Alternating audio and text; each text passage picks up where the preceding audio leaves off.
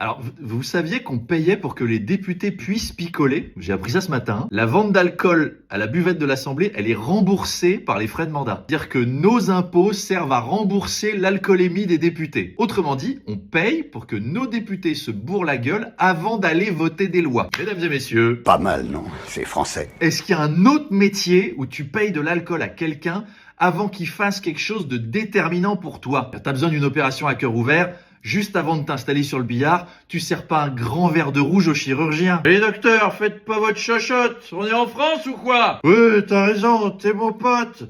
Allez, allonge-toi. Attention, ça va piquer un petit peu. Alors, il y a un député qui veut y mettre un terme, et t'en as d'autres qui sont pas d'accord. Il y a un ex-député qui a dit: on nous sort l'argument de le français moyen, il boit pas sur son lieu de travail. Mais le français moyen travaille-t-il de 9h à minuit comme les députés? Mais en fait, j'ai envie de dire, c'est encore pire. On va pas rajouter l'alcool à la fatigue. Et puis si tu veux picoler, mon grand, d'accord, mais pas à mes frais, quoi. En tout cas, je trouve que ça explique mieux l'état de ce pays. Ceci dit, j'ai l'impression que c'est assez récent comme polémique. Moi, je me souviens pas de gros problèmes d'alcoolémie au début des années 2000, quoi. J'aurais adoré, hein, ceci dit, voir Édouard Balladur à la tribune pour répondre à Madame la détupée. Simone Veil, oh, Simone, elle est bonne. La croissance redémarre.